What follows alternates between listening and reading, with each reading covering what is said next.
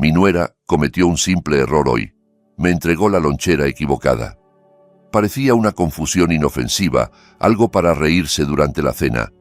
Pero cuando mi compañero de trabajo, un curtido exparamédico de combate, miró dentro de esa caja, no se rió. Se puso pálido. Me miró directamente a los ojos, con las manos temblando, y dijo: «Benjamín, lleva a tu hijo a urgencias ahora mismo». «¿Por qué?», pregunté confundido. Él aplastó una pastilla de la caja entre sus dedos. «Porque si toma lo que hay en esta caja, estará muerto para el fin de semana». Ese momento no solo me asustó, destruyó todo lo que creía saber sobre mi familia. Mi nombre es Benjamín Carrasco. Tengo 70 años. Debería estar jubilado pescando junto a un lago. En cambio, estoy parado en un polvoriento sitio de construcción en la ciudad, cargando paneles de yeso junto a hombres de la mitad de mi edad. Mi espalda grita, mis rodillas crujen, pero no tengo opción. Hace 6 meses, mi esposa Carolina falleció. Antes de que creciera el pasto sobre su tumba, mi hijo Mateo vino a pedirme ayuda desesperadamente. Estaba ahogándose en deudas, tratando de comprar una casa de ensueño que no podía pagar. Mateo tiene una condición cardíaca severa. El estrés lo mata, literalmente. Al verlo en pánico, agarrándose el pecho, hice lo que cualquier padre haría. Vendí mi propia casa, mi hogar pagado para siempre, y le di $200,000 para el enganche. Me mudé a un apartamento pequeño y con goteras, volví a trabajar, sacrifiqué mis años dorados para que él estuviera a salvo. Y Raquel, su esposa, parecía agradecida. Interpretaba a la nuera perfecta. Cada mañana a las 6:30 me entrega un almuerzo empacado y un café caliente antes de que me vaya al sitio de construcción. «Necesitas fuerzas, papá», dice siempre con una dulce sonrisa. Hoy, esa rutina se convirtió en una pesadilla. Al mediodía, exhausto y adolorido, me senté sobre una pila de madera contrachapada para comer. Abrí la lonchera azul que ella me había dado. No era la mía, era la de Mateo. Adentro, junto a un sándwich, estaba su organizador semanal de pastillas. Suspiré. Mateo necesitaba esas pastillas al mediodía en punto. Nitroglicerina y betabloqueadores. Sin ellas, su corazón falla. Tomé el contenedor. Era miércoles. El compartimento tenía 3 pastillas, 2 azules y una blanca. Disfrutando la comida 5 estrellas, levanté la mirada. Era Miguel, el electricista. Se sentó junto a mí. «Solo una confusión», le dije mostrándole la caja. «Raquel me dio los medicamentos de Mateo. Tengo que llevárselos». Miguel se quedó paralizado. Miró fijamente la pastilla blanca. No parpadeó. «Déjame ver eso». Tomó la pastilla. La olió. Luego sacó una navaja de bolsillo y raspó el borde. La pastilla no se partió. Se desmoronó en un fino polvo blanco. Miguel probó el polvo en su dedo y lo escupió. «Benjamín», dijo su voz peligrosamente baja, «¿qué está tomando tu hijo?» «Nitroglicerina», respondí, «de liberación prolongada». Miguel me miró con genuino temor. «Fui farmacéutico en el ejército durante 10 años. La nitroglicerina real es dura. Tiene un recubrimiento. Esto...» Frotó el polvo entre sus dedos. «Esto es harina y azúcar comprimidas. Es un placebo, una falsificación». Me reí nerviosamente. «Estás loco. Raquel recoge estas pastillas de la farmacia ella misma. Entonces está recogiendo mentiras», espetó Miguel. Me agarró del hombro. «Mira la textura. Alguien prensó esto en un molde. Benjamín, escúchame. Si tu hijo tiene insuficiencia cardíaca y cree que está medicado, pero está comiendo harina, su corazón no está recibiendo ayuda. Se está apagando». Mi estómago se hundió. Miré el organizador. Lunes y martes estaban vacíos. Había estado tomando estas pastillas durante 2 días. «Si ha estado sin sus medicamentos durante 48 horas», susurró Miguel, «es una bomba de tiempo ambulante. Llámalo ahora antes de que caiga muerto». Miré el polvo blanco en el piso de concreto. Parecía inocente, pero cuando la comprensión me golpeó, parecía el arma de un asesinato en progreso. Mi hijo no solo estaba enfermo, estaba siendo borrado. Mis manos temblaban tan violentamente que casi dejé caer el teléfono en el polvo del concreto. Las palabras de Miguel resonaban en mi cráneo como un martillo neumático. Muerto para el fin de semana. Miré el organizador de pastillas en mi mano. Miércoles lleno de harina. Lunes y martes vacíos. Mi hijo había estado tragando veneno durante 48 horas. Llamé primero a Mateo. Necesitaba escuchar su voz. Necesitaba saber que aún respiraba. El teléfono sonó y sonó y sonó. Cada timbre se sentía como una cuenta regresiva. Contesta, hijo, por favor, solo contesta. Entonces saltó el buzón de voz. Hola, has llamado a Mateo, deja un mensaje.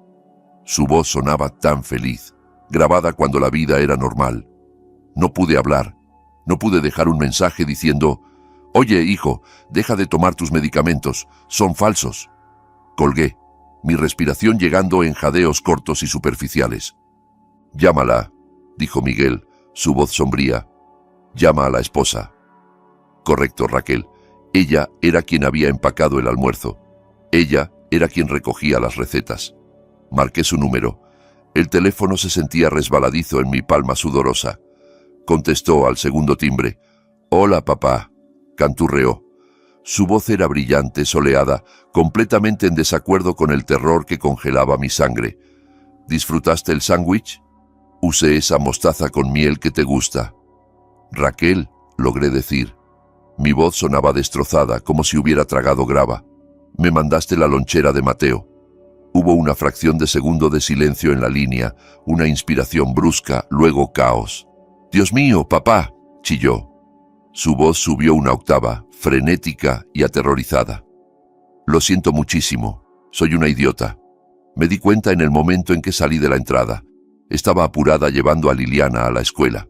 Debí haberlas intercambiado y ya voy camino a su oficina con su almuerzo real. Lo siento muchísimo». Sonaba perfecta. Sonaba exactamente como una madre agobiada cometiendo un error honesto. Por un instante, dudé de mí mismo. ¿Podría Miguel estar equivocado? Pero luego miré hacia abajo, al polvo blanco manchando el pulgar calloso de Miguel. «Raquel, escúchame», dije, tratando de canalizar la autoridad del capataz que solía ser. «Miguel está aquí. Solía ser paramédico. Revisó las pastillas de Mateo». Hice una pausa. Necesitaba escucharla respirar. Necesitaba escuchar la verdad en el silencio. «Dice que son falsas, Raquel», dije, mi voz baja. «Dice que son solo harina comprimida». El silencio que siguió fue pesado, sofocante. Podía escuchar el leve zumbido del tráfico de su lado. Esperé la negación. Esperé que gritara que Miguel estaba loco. Esperé el pánico de una esposa dándose cuenta de que su marido estaba en peligro. En cambio, se rió. No fue una carcajada de villana. Fue una risa entrecortada, aliviada, el sonido de alguien que acaba de evitar por poco un accidente de auto.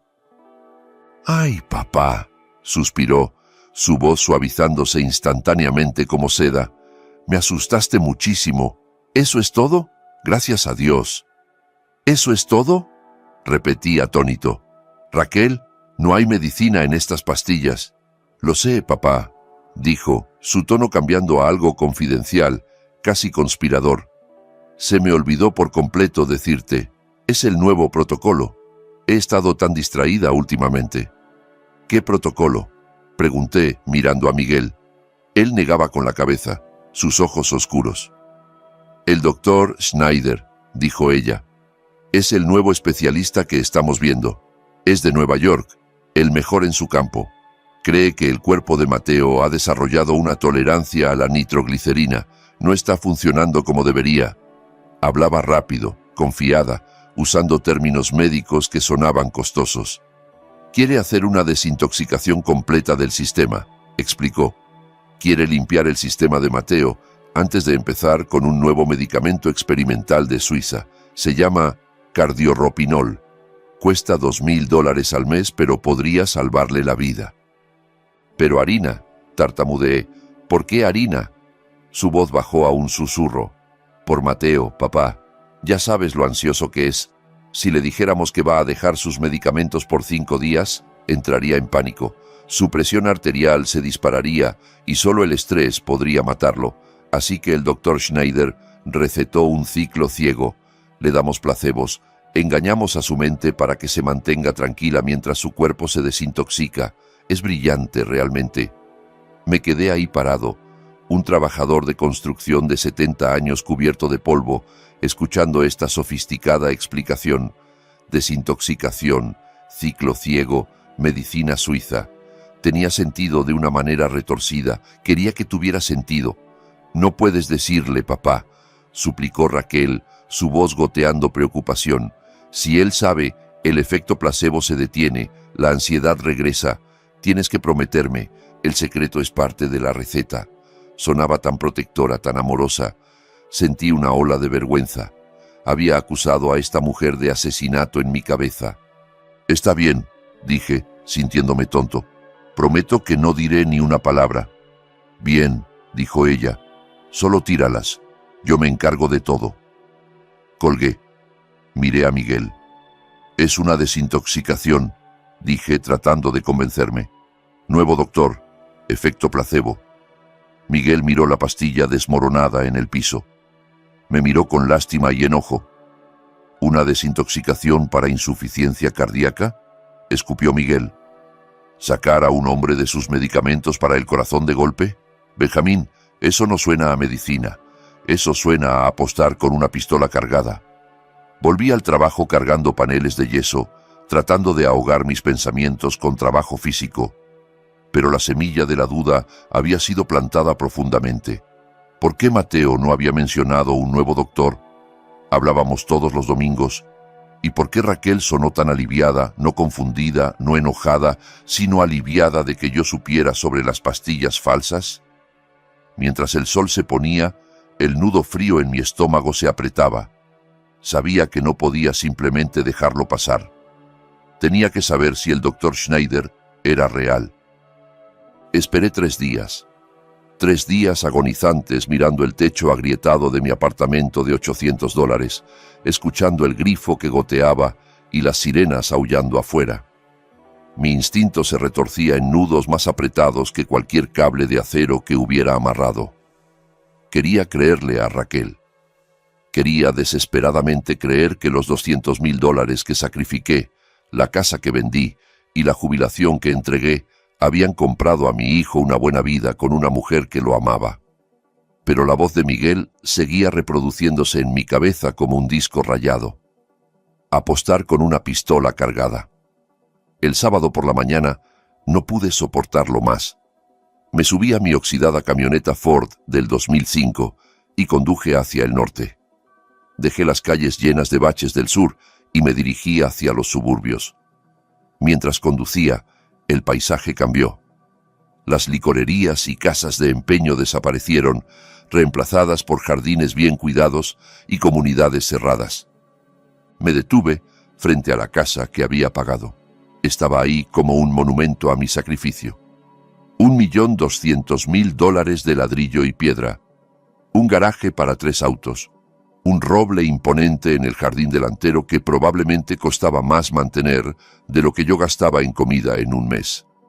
Era hermosa, era perfecta, y adentro temía que mi hijo se estuviera pudriendo. Toqué el timbre. No tenía llave. Los invitados no tienen llaves, y eso era lo que yo era ahora, un invitado en la casa que compré. Raquel abrió la puerta. Llevaba pantalones de yoga y un suéter de cachemira, luciendo fresca y descansada. Pero cuando me vio, su sonrisa vaciló por una fracción de segundo. Fue una microexpresión, un destello de molestia antes de que la máscara de la hermosa nuera volviera a su lugar.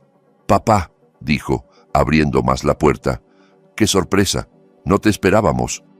«Solo quería ver cómo está Mateo», dije, entrando al vestíbulo. Los pisos eran de mármol pulido. El aire olía a velas caras de vainilla. Estaba en silencio. Demasiado silencio.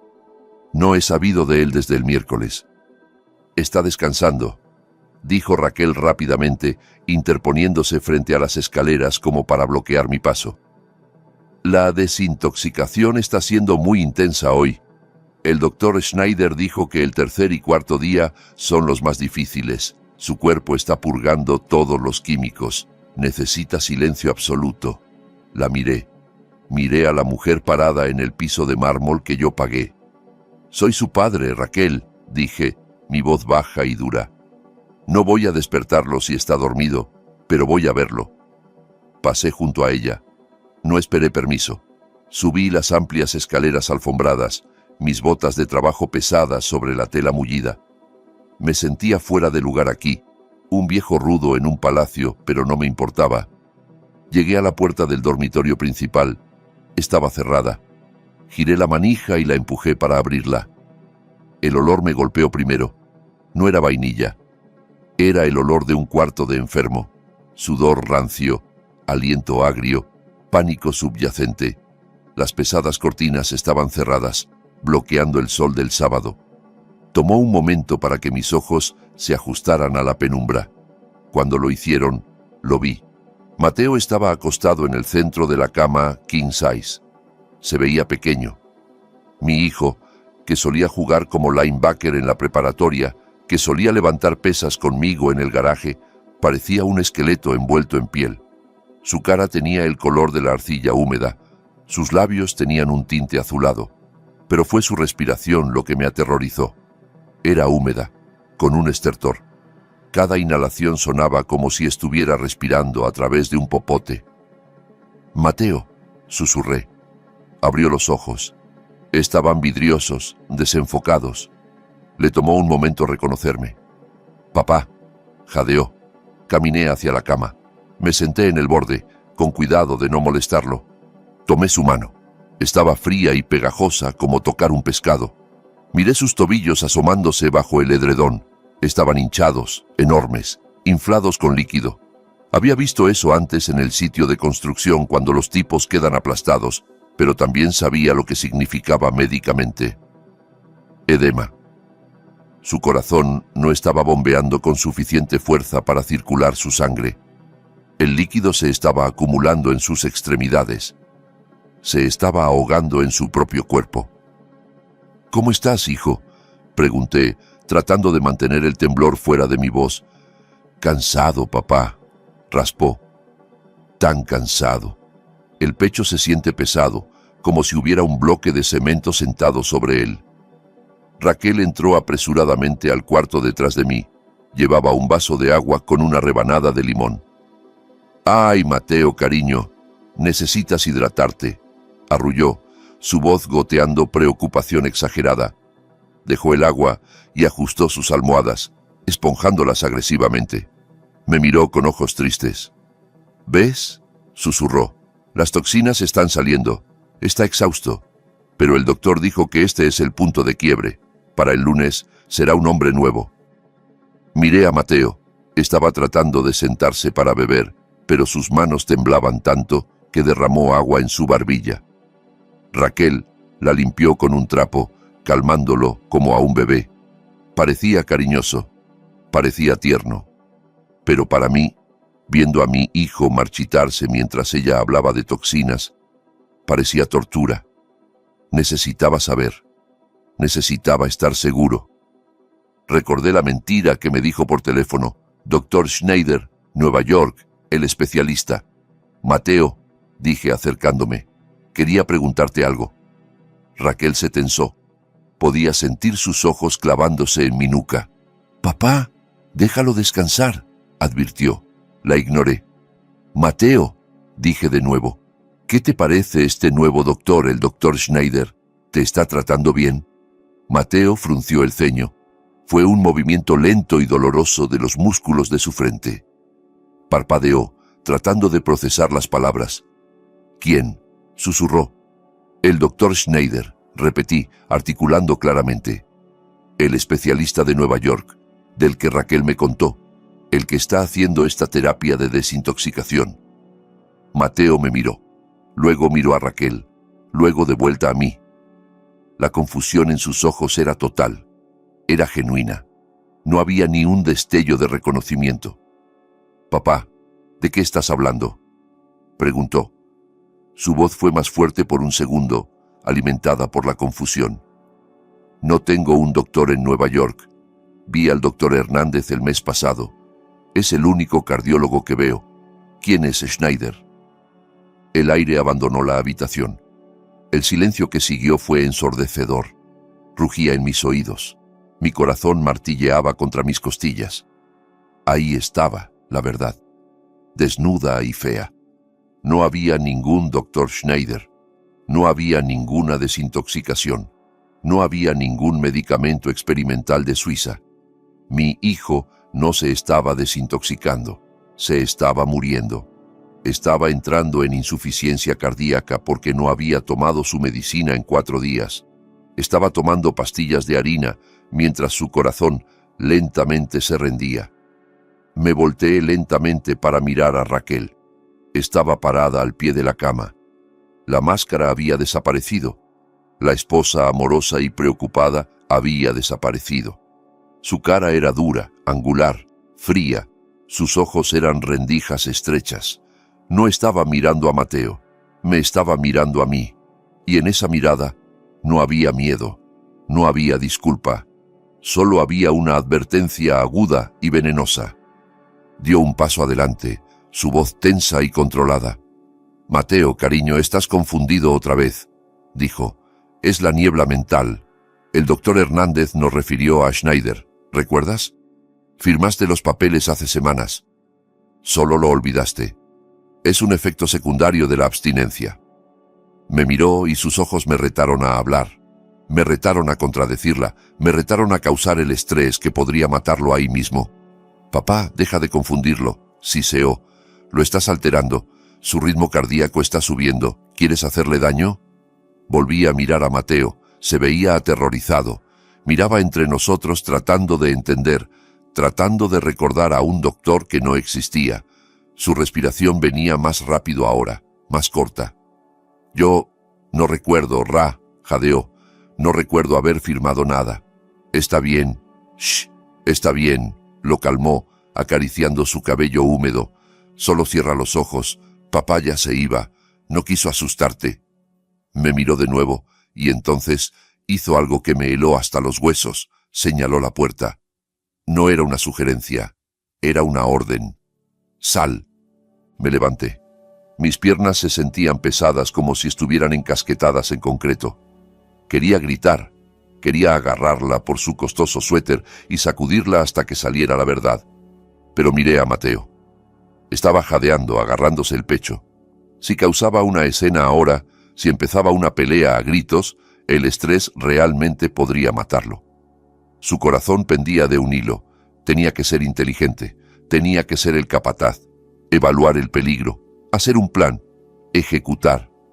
No podía pelear esta batalla aquí, no mientras él estuviera tan débil.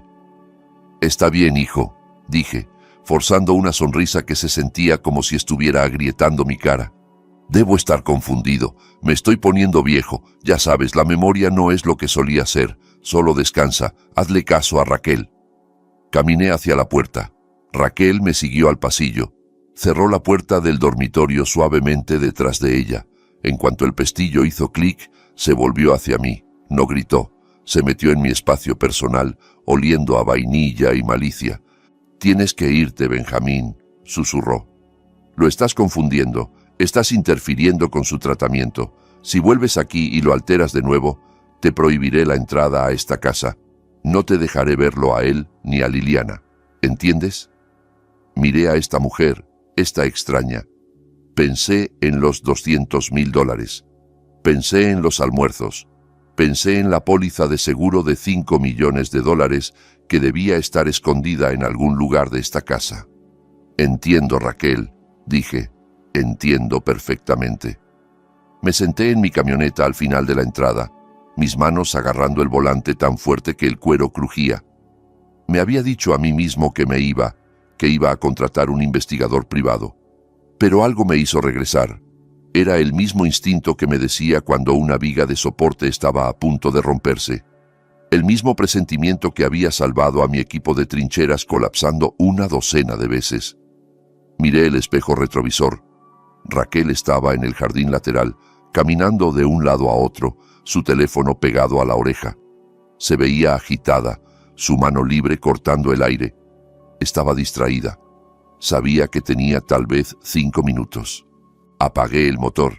No tenía llave de la puerta principal. Raquel se había asegurado de eso cuando cambiaron las cerraduras el mes pasado, pero conocía el código del teclado del garaje. Era el cumpleaños de Mateo, 4182. Marqué los números. La pesada puerta se deslizó hacia arriba con un quejido. Me metí adentro y presioné el botón para cerrarla inmediatamente, sumergiéndome en la semi-oscuridad del garaje. Mi corazón martilleaba contra mis costillas como un pájaro atrapado. Estaba irrumpiendo en la casa de mi propio hijo. Era un criminal en el hogar que había pagado. Entré por el cuarto de servicio. La casa estaba en silencio excepto por el zumbido del aire acondicionado central y el olor a popurrí caro. Se sentía como una tumba muy cara con piso de mármol. «Arriba», le susurré a Miguel cuando llegó después. «Ahí es donde lo guardará». Subimos las escaleras, nuestras botas pesadas sobre la alfombra mullida. Sentí una ola de culpa lavarme, espesa y sofocante. Este era el santuario privado de mi hijo. Un padre no debería estar arrastrándose por la casa de su hijo, hurgando entre sus secretos. Se sentía como una violación del orden natural, pero entonces recordé la piel gris de Mateo y la forma en que jadeaba por aire, y la culpa se endureció en resolución. «Tú toma el baño», le dije a Miguel. «Revisa el botiquín, revisa debajo del lavabo, yo tomaré el dormitorio». Caminé hacia la suite principal. Estaba inmaculada. La cama estaba hecha con precisión militar. No había ni una mota de polvo en ningún lugar. Era la habitación de una mujer que controlaba todo. Empecé con las mesitas de noche. Nada más que libros y lociones. Revisé el closet. Filas de vestidos de diseñador y trajes, pero ningún escondite oculto. Me volví hacia la gran cómoda contra la pared. Era un mueble masivo de madera de cerezo oscuro. Abrí el cajón superior del lado de Mateo. Calcetines, ropa interior, relojes, nada. Me moví al lado de Raquel. Dudé. Abrir el cajón de una mujer se sentía diferente. Se sentía como cruzar una línea que nunca debería cruzarse. Pero apreté los dientes y jalé la manija. El cajón se deslizó abierto silenciosamente. Estaba lleno de seda y encaje. Lencería, costosa, delicada, cosas que costaban más que mi cuenta de supermercado semanal. Sentí mi cara arder de vergüenza, pero me obligué a mirar. Pasé mis manos bajo las capas de tela, buscando cualquier cosa dura, cualquier cosa de plástico. Mis dedos rozaron algo en el fondo del cajón, enterrado profundamente bajo una pila de fondos de satén. Era un objeto cilíndrico duro, envuelto en tela suave. Lo saqué. Era una mascada de seda azul enrollada apretadamente. La desenrollé, y ahí estaban, 3 frascos naranjas de farmacia. Mi corazón martilleaba contra mis costillas. Los sostuve a la tenue luz que venía del pasillo. Las etiquetas eran nítidas y nuevas. Mateo Carrasco, nitroglicerina de liberación prolongada, atenolol. Revisé las fechas. Habían sido surtidos 9 días antes. Ella los tenía la cura, tenía los químicos salvavidas que podían evitar que el corazón de mi hijo fallara, y los había enterrado en su cajón de ropa interior como un secreto sucio. Los envolvió en seda mientras lo alimentaba con harina y lo veía morir. Sentí una rabia tan pura, tan incandescente que mi visión se nubló. Esto no era solo codicia, esto era crueldad. Esto era un juego para ella. Miguel, sí sé, apareció en el umbral un segundo después sosteniendo el organizador de pastillas que habíamos visto antes. Lo había encontrado en el baño. Los encontré, dije, mi voz temblando. Los escondió en su cajón de lencería. Miguel miró los frascos en mi mano. Dejó escapar una maldición baja. Eso es frío, Benjamín. Eso es frío como el hielo. Puso el organizador sobre la cómoda. Estaba lleno para la semana. Miércoles por la noche hasta el domingo, todo lleno con las pastillas blancas desmoronables de harina. Tenemos que trabajar rápido, dijo Miguel, entrando en modo paramédico. Abre los frascos. Quité la tapa de seguridad de la nitroglicerina. Adentro había pequeñas tabletas blancas y duras, medicina real. Las vertí en mi mano. Se veían idénticas a las falsas a simple vista, pero de cerca podías ver la diferencia. Estas eran uniformes, brillantes, profesionales. Miguel vació las pastillas de harina del organizador y las barrió hacia una bolsa Ziploc que había traído en su bolsillo. Nos quedamos con estas, dijo. Evidencia. Entonces, con manos firmes, comenzamos el intercambio.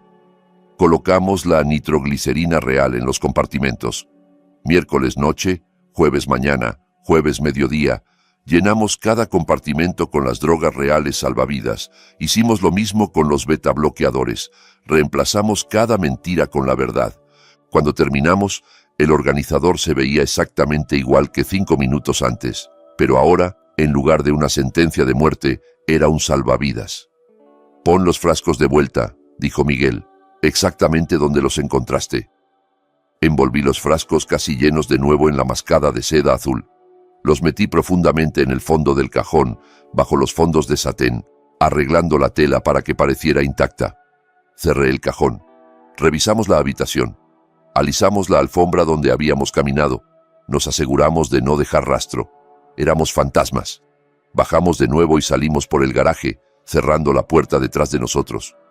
Estábamos de vuelta en la camioneta de Miguel antes de que las luces de la calle siquiera parpadearan. Mientras nos alejábamos, la adrenalina se desplomó, dejándome exhausto y temblando. Miré la casa una última vez en el espejo lateral. Se veía pacífica, normal. Pero sabía que una guerra se estaba librando dentro de esas paredes. Ahora esperamos, dijo Miguel, encendiendo un cigarrillo con mano temblorosa. ¿Esperamos qué?, pregunté. Esperamos a ver si vive, dijo Miguel. Si toma esas pastillas esta noche y mañana en la mañana, su corazón recibirá el apoyo que necesita. El líquido en sus pulmones debería empezar a despejarse. Su color debería volver. Y cuando eso pase, Benjamín, cuando empiece a mejorar en lugar de morir, Raquel va a entrar en pánico. Asentí. Entendía. Habíamos puesto una trampa. No una trampa de metal o alambre, sino una trampa de lógica. El plan de Raquel dependía de que Mateo empeorara. Si mejoraba mientras supuestamente estaba en su desintoxicación, toda su historia se derrumbaría. Tendría que explicar por qué el placebo lo estaba curando.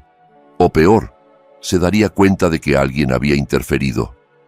Y cuando se dé cuenta de eso, dije, mirando las oscuras calles de la ciudad, va a cometer un error.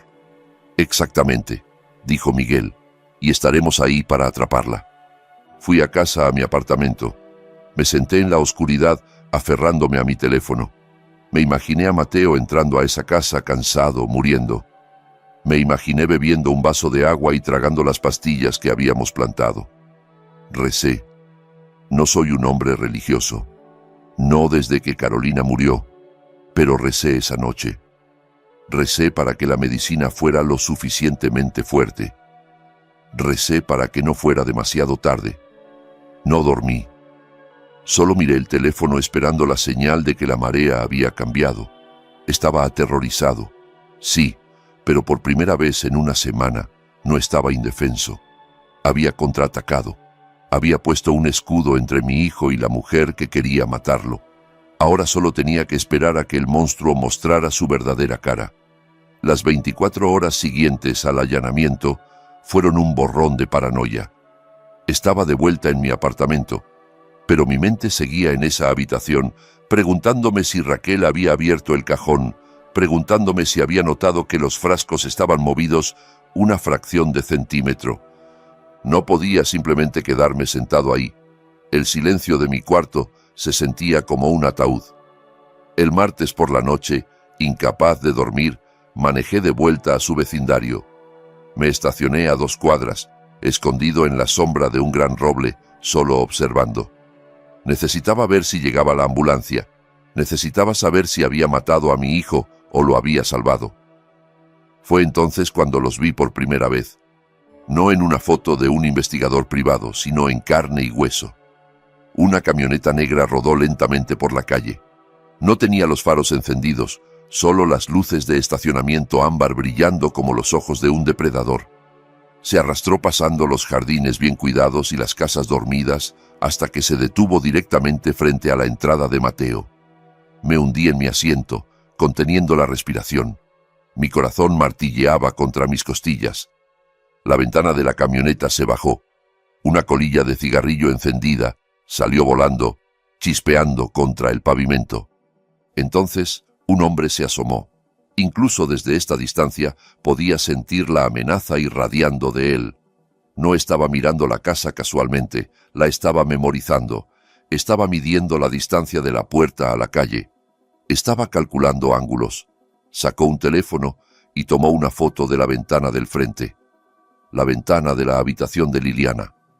Una rabia fría me lavó instantáneamente, reemplazando mi miedo.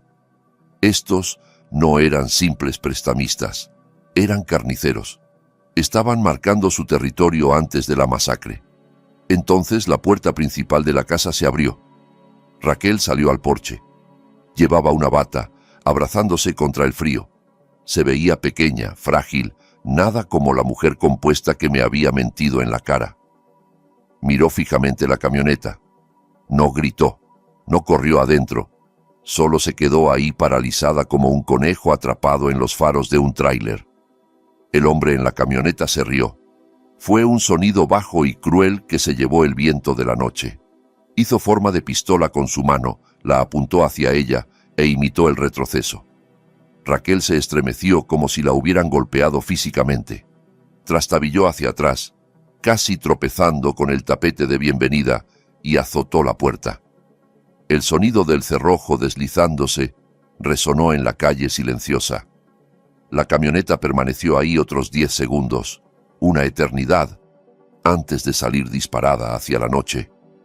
Me quedé ahí sentado agarrando mi volante hasta que mis nudillos se pusieron blancos.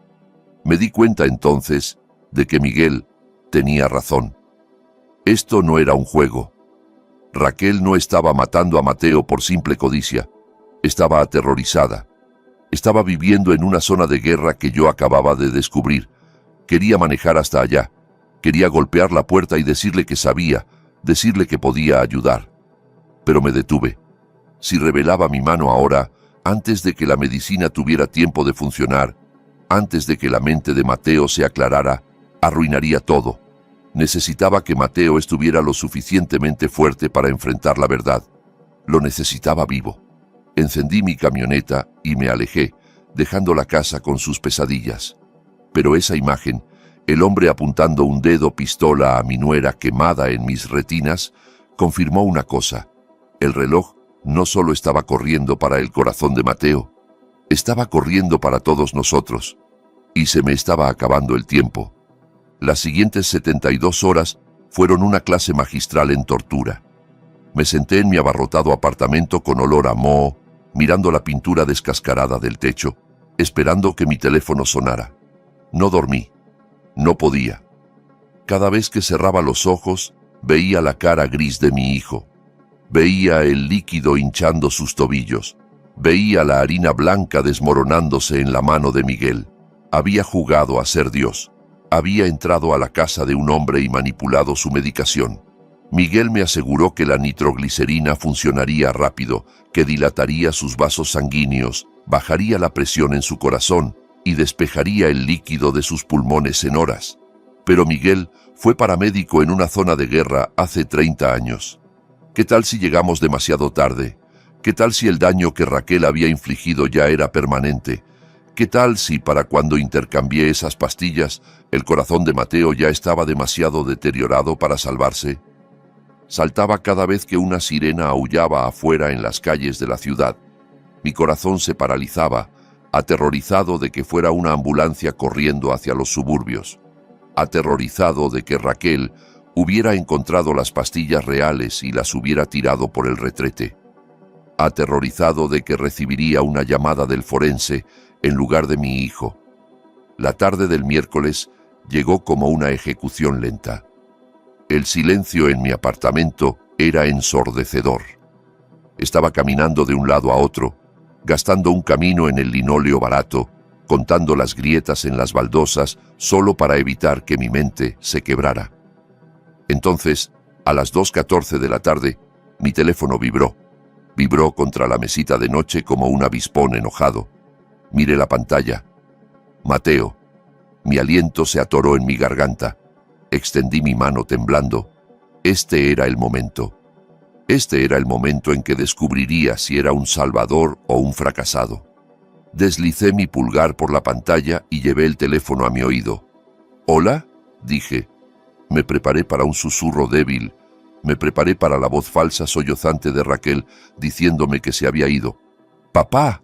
La voz que retumbó a través del altavoz casi me hace soltar el teléfono. No era un jadeo. No era el estertor seco de un hombre moribundo. Era fuerte. Era resonante. Era la voz del linebacker que había criado, el muchacho que solía cargar bolsas de cemento de 40 kilos como si fueran almohadas. «¿Mateo?», pregunté, hundiéndome en el borde de mi colchón lleno de bultos porque mis rodillas de repente se sentían como agua. «¿Eres tú?». «No vas a creer esto, papá», dijo, y podía escuchar la sonrisa en su voz. Podía escuchar el oxígeno llenando sus pulmones. «Me siento increíble, quiero decir, absolutamente increíble». «¿Qué? ¿Qué pasó?», pregunté, actuando el papel, aunque mi corazón estaba volando. «Me desperté esta mañana y fue como si se hubiera levantado una niebla», dijo, las palabras saliendo de él en un torrente de adrenalina. Esa pesadez en mi pecho desapareció, la hinchazón en mis piernas desapareció. Puedo ver mis tobillos de nuevo, papá. De hecho, caminé con Liliana a la parada del autobús esta mañana medio kilómetro y ni siquiera me quedé sin aliento, ni siquiera tuve que parar. Cerré los ojos, una ola de alivio lavándome tan poderosa que me mareé. Funcionó. La medicina real, la química que había metido de contrabando en su cajón como un ladrón, estaba corriendo por sus venas. Estaba haciendo lo que fue diseñada para hacer. Mi hijo estaba vivo. «Son noticias maravillosas, hijo», dije, mi voz espesa con emoción que traté de ocultar. «Es esta desintoxicación, papá», continuó Mateo, su entusiasmo desbordándose. Raquel tenía razón. Lo dudé. Lo admito. Los primeros días fueron un infierno. Sentí que me estaba muriendo. Pero ella seguía diciendo que eran solo las toxinas saliendo de mi sistema. Y tenía razón. El doctor Schneider es un genio. Mi cuerpo solo necesitaba un reinicio duro. Me siento 10 años más joven. Hasta corté el pasto esta tarde. ¿Puedes creerlo? Empujé la podadora durante 40 minutos. Sentí un pico de rabia fría atravesar mi alivio. Estaba alabando el veneno. Estaba dándole crédito a la desintoxicación, la misma mentira que fue diseñada para matarlo, por su recuperación. Estaba agradeciéndole a la mujer que había tratado de detener su corazón por el milagro que yo había entregado. «Eso es increíble, Mateo», dije, forzando mi voz a permanecer neutral. «¿Y qué piensa Raquel? ¿Está feliz?». Hubo una pausa en la línea, un silencio extraño y vacilante que decía mucho. «Sí, lo está. Está sorprendida», dijo Mateo, su tono cambiando ligeramente, perdiendo algo de su energía maníaca. «Creo que está en shock. Sigue preguntándome si estoy seguro de que me siento bien. Está muy preocupada de que pueda estar teniendo ¿cómo le llamó? Un repunte falso, como una oleada de energía antes de un colapso. Sigue tratando de hacerme acostar, pero tengo demasiada energía. Siento que podría atravesar una pared. Oye, cariño», gritó Mateo lejos del teléfono, su voz haciendo eco en su gran cocina. «Papá está en la línea. Le dije que la desintoxicación funcionó. Le dije que estoy de vuelta». Agucé mis oídos contra el altavoz. En el fondo, escuché un estruendo distintivo, el sonido de vidrio rompiéndose contra un piso duro de azulejo. Entonces escuché la voz de Raquel. No era la voz suave, confiada, dulce como jarabe de la mujer que me había echado del dormitorio el sábado. Era aguda, delgada, vibrando de terror. «Mateo, para», chilló en la distancia. «Siéntate. No deberías estar de pie. Tu corazón no está listo». Te vas a matar.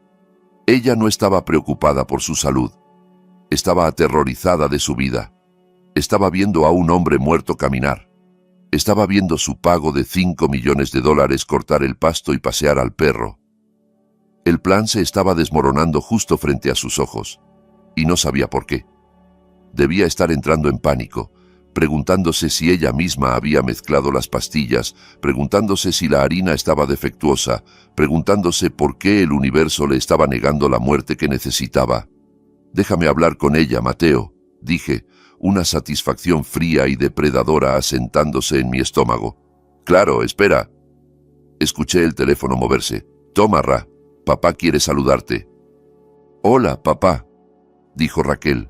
Su respiración llegaba en jadeos cortos y agudos como si acabara de correr 1 kilómetro.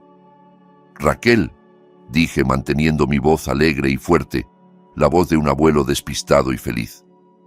«Mateo, suena fantástico. Debes estar tan aliviada de que el doctor Schneider realmente sabe lo que hace, ¿eh? Ese ciclo ciego funcionó exactamente como dijiste». Pude escuchar su respiración entrecortarse. Fue el sonido de un animal atrapado. «Sí, sí», tartamudeó. Es un milagro. Estamos tan bendecidos. Pero tenemos que tener cuidado, papá. Podría ser una fluctuación. No queremos hacernos ilusiones». Estaba improvisando. Podía escuchar los engranajes girando en su cabeza tratando de encontrar un nuevo ángulo, una nueva mentira para ponerlo de vuelta en esa cama, para detener su corazón de nuevo. Sonaba desesperada. «Bueno, solo sigan haciendo lo que están haciendo», dije, mi voz goteando ironía que ella no podía detectar. «Claramente está funcionando. Dale su dosis de la tarde, no te saltes ni una sola». Lo haré», susurró. Colgué el teléfono. Me senté ahí por un momento saboreando la pequeña victoria. Mi hijo estaba a salvo por el momento. La medicina estaba en su sistema. Raquel estaba acorralada, pero la guerra no había terminado. Todavía no entendía el panorama completo. Sabía cómo lo estaba haciendo, pero necesitaba entender el porqué en el fondo. La codicia era un motivador poderoso, sí, pero $5 millones, eso se sentía específico, eso se sentía urgente. Mi teléfono vibró de nuevo. No era Mateo esta vez, era un número que no reconocía. «¿Benjamín Carrasco?», preguntó una voz ronca. «Sí, soy Valentín, el investigador privado». Mi estómago se tensó. Había contratado a Valentín con los últimos $5.000 que tenía a mi nombre. Era una apuesta a tirar mi red de seguridad, pero necesitaba saber qué estaba pasando en la vida financiera de mi hijo. «Encontré algo, Benjamín», dijo Valentín. Su voz era sombría, desprovista del desapego profesional que usualmente cargaba. «Y no te va a gustar. De hecho, necesitas ver esto inmediatamente. ¿Puedes encontrarte conmigo? Estoy en la cafetería de la 4ª calle». «Voy para allá».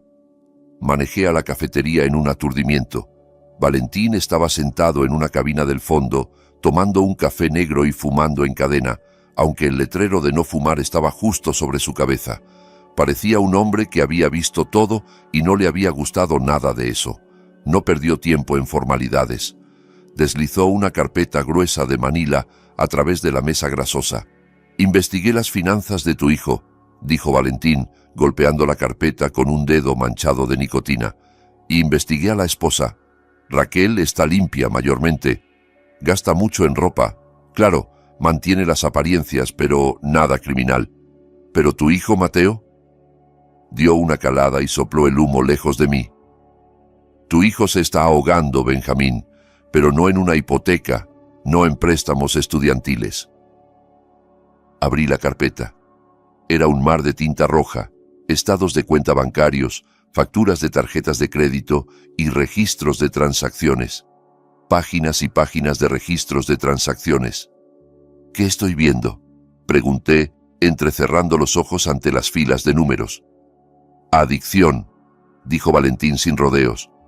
«Apuestas en línea, casinos de criptomonedas basados en Malta, aplicaciones de apuestas deportivas, sitios de póker de altas apuestas». Volteó una página señalando una serie de retiros masivos de hace 3 años. Perdió el enganche que le diste en los primeros 6 meses, dijo Valentín. Trató de duplicarlo en un esquema de criptomonedas y perdió el 80%. Luego trató de recuperarlo en apuestas deportivas. Persiguió sus pérdidas, Benjamín, y siguió cavando. Sentí la sangre drenar de mi cara. Los $200,000, mi casa, mis recuerdos, mi jubilación, desaparecidos, evaporados en un casino en línea mientras yo dormía en un colchón lleno de bultos. Se pone peor, dijo Valentín, su voz bajando más. Cuando los bancos lo cortaron, cuando las tarjetas de crédito estaban al máximo, no paró. Fue con prestamistas privados. El tipo que no revisa puntajes de crédito, pero sí revisa a qué escuela van tus hijos. Prestamistas usureros, susurré. Grandes, confirmó Valentín. Un sindicato operando desde el lado este. Manejan los números para la mitad de la ciudad. Encontré el rastro digital en una cuenta de teléfono desechable vinculada a su correo electrónico. Amenazas, fechas límite, fotos. Deslizó una foto brillante a través de la mesa. Era una toma de vigilancia.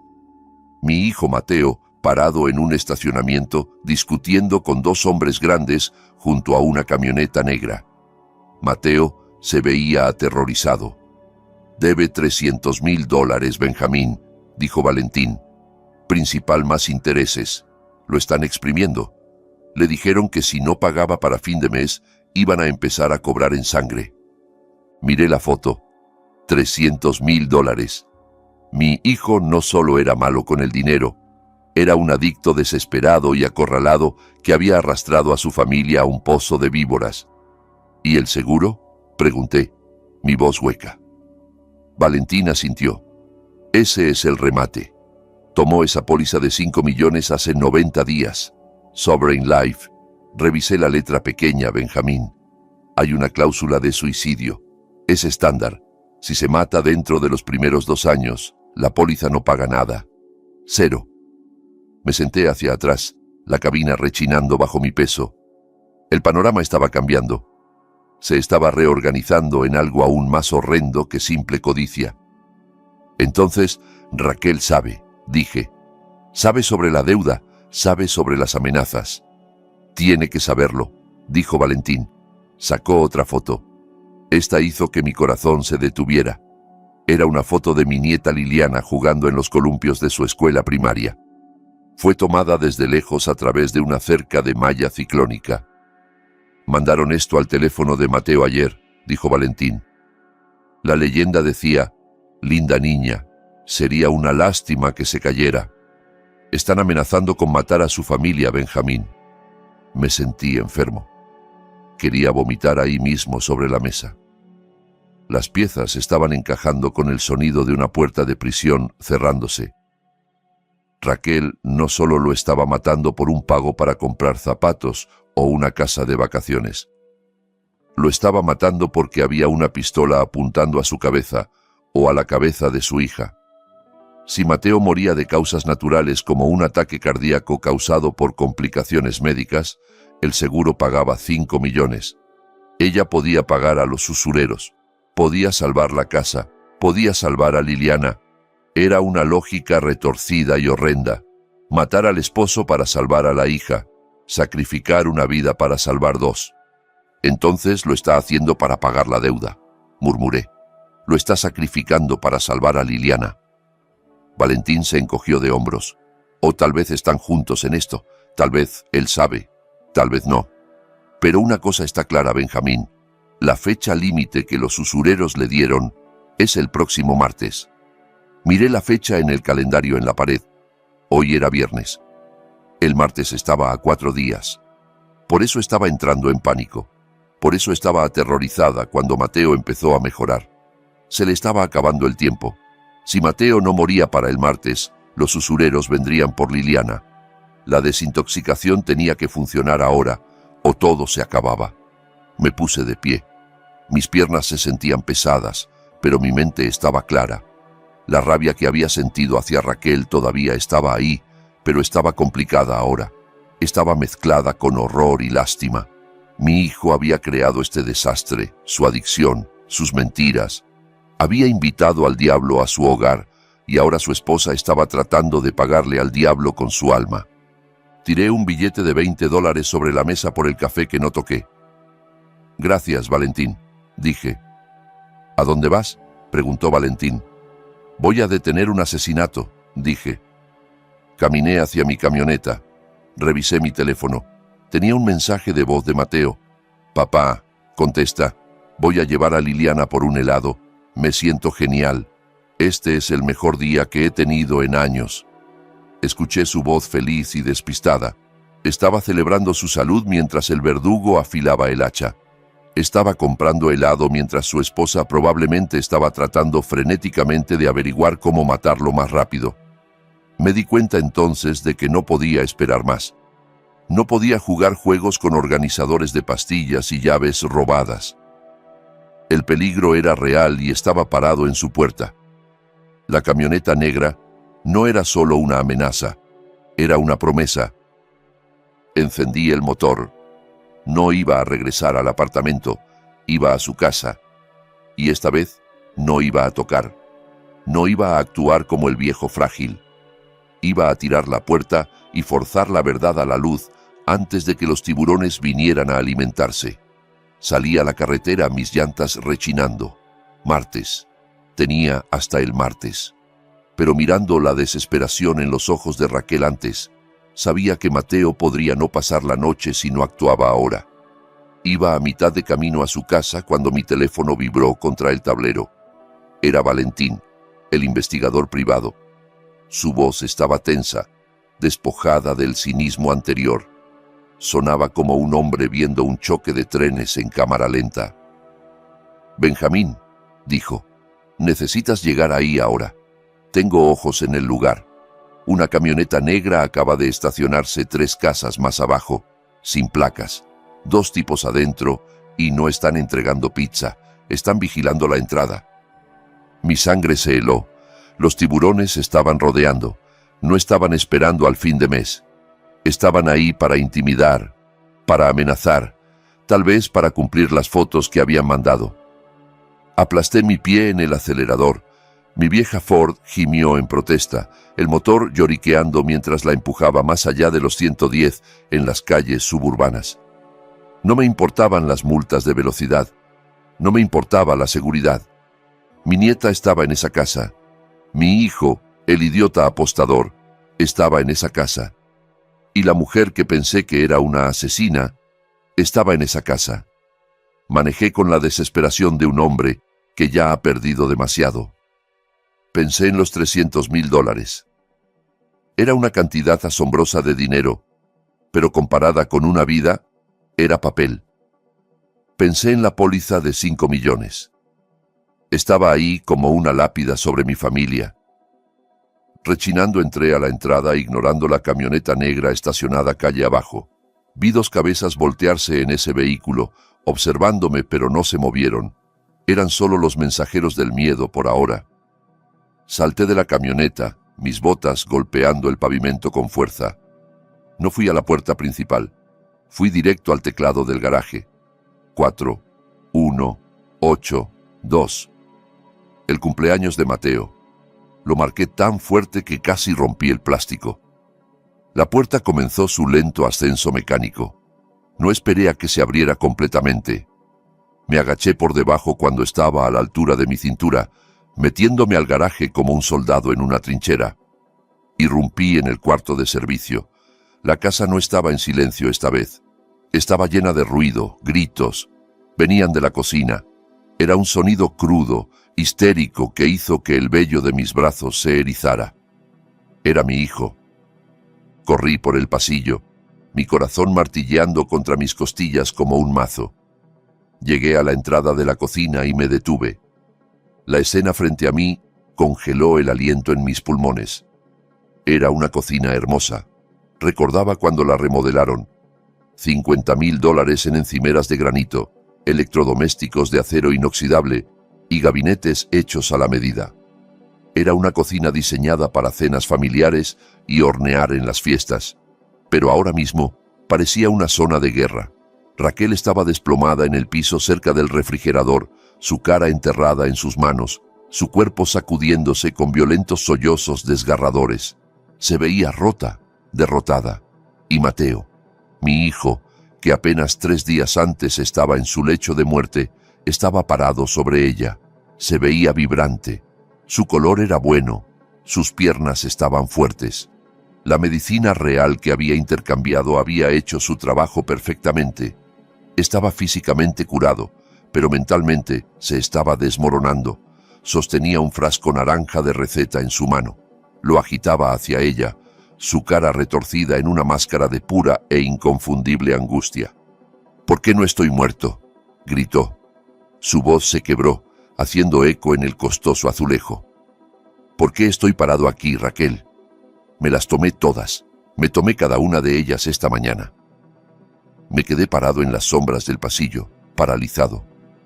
Esto no era lo que esperaba. Esperaba encontrar a Raquel alimentándolo con veneno a la fuerza. Esperaba encontrar a una víctima y una villana. Pero Mateo no estaba actuando como una víctima. Estaba actuando como un hombre cuyo plan había fallado. Mateo arrojó el frasco a través de la habitación. Se estrelló contra el azulejo del respaldo, rompiéndose en fragmentos de plástico naranja. «Me lo prometiste», rugió, lágrimas corriendo por su cara. «Prometiste que me ayudarías. Me desperté hoy sintiéndome genial. Caminé a Liliana al autobús. Corté el pasto. Mi corazón está latiendo como un tambor. Raquel, está fuerte. ¿Por qué está fuerte?». Raquel levantó la vista, su cara un desastre de rímel y lágrimas. «No sé, Mateo», gimió. «Te juro que no sé. Te di la harina. Las hice yo misma, tal como me pediste. Las cambié. Estás mintiendo», gritó Mateo. Caminaba de un lado a otro de la cocina como un animal enjaulado. «Te acobardaste. Tuviste miedo. Me diste la medicina real, ¿verdad? ¿Quieres que nos maten? ¿Quieres que esos hombres de afuera entren aquí y lastimen a Liliana?». Me recargué contra el marco de la puerta, mi mundo tambaleándose sobre su eje. La conversación era absurda. Era una locura.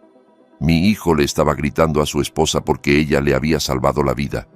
Estaba furioso porque estaba sano. «No fui yo, papá», sollozó, arrastrándose hacia él y agarrando su pierna. «Yo quiero que vivas. Nunca quise hacer esto, pero hice lo que dijiste. Te juro que vacié las cápsulas, las llené con harina, escondí las reales en mi cajón. No sé por qué estás mejorando. Tal vez tu corazón es demasiado fuerte». «¿Demasiado fuerte?». Mateo se rió. Fue un sonido maníaco, aterrador. «Mi corazón es basura. Ha sido basura por 10 años. Debería haberse detenido hace 3 días. Ese era el plan. Causas naturales, un ataque cardíaco mientras dormía. El seguro paga.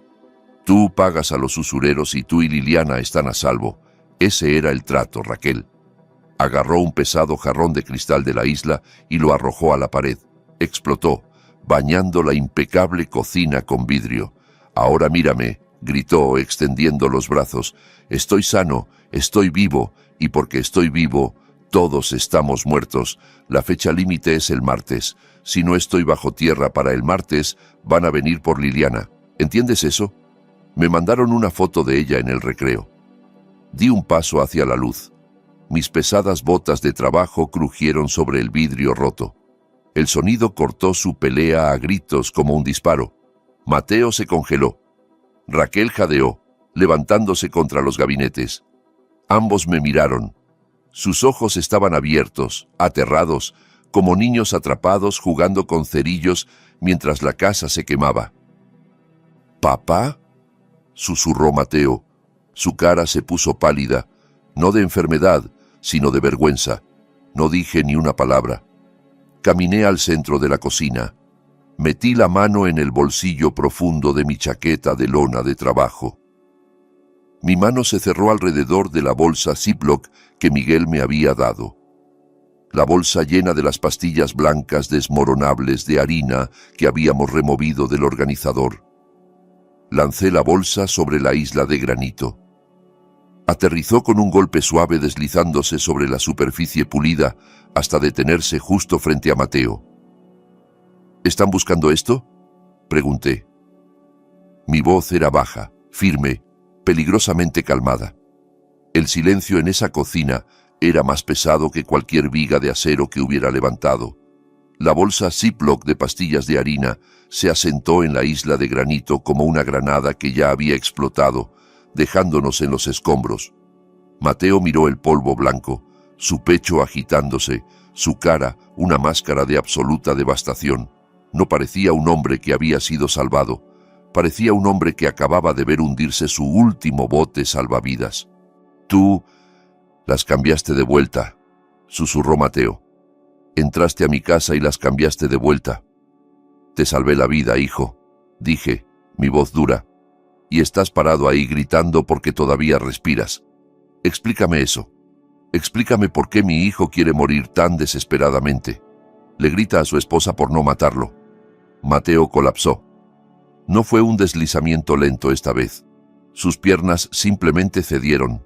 Cayó al piso con fuerza, sus rodillas crujiendo sobre el vidrio roto del jarrón que había arrojado. No pareció sentir el dolor. Puso su cabeza en sus manos y dejó salir un sonido que nunca olvidaré. Fue un aullido, un sonido de pura desesperación animal. «No fue el plan de ella, papá», sollozó, meciéndose de un lado a otro.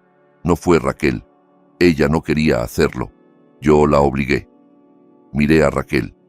Estaba acurrucada en la esquina, sus brazos envueltos alrededor de sí misma, temblando violentamente.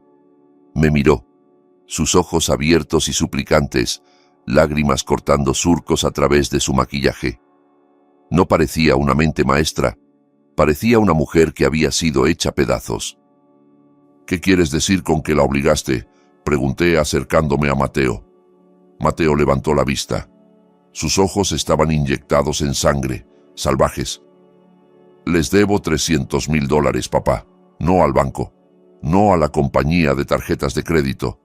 Le debo al tipo de gente que no presenta demandas, presenta reportes de personas desaparecidas». Tomó un aliento tembloroso.